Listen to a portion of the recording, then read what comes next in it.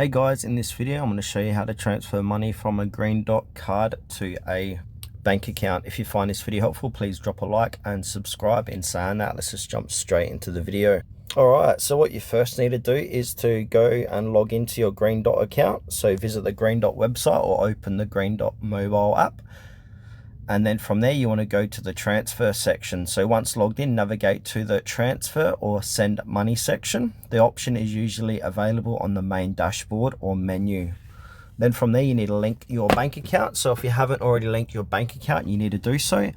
So what you need to do is enter your bank account or routing number. Greendot may require verification by sending small test deposit to your bank. And then number 4 here, initiate the transfer. So select your bank account as the destination, enter the amount you want to transfer from your Greendot card, review the details and confirm the transfer. And then 5, wait for processing. The transfer typically takes around 1 to 3 business days to reflect in your bank account.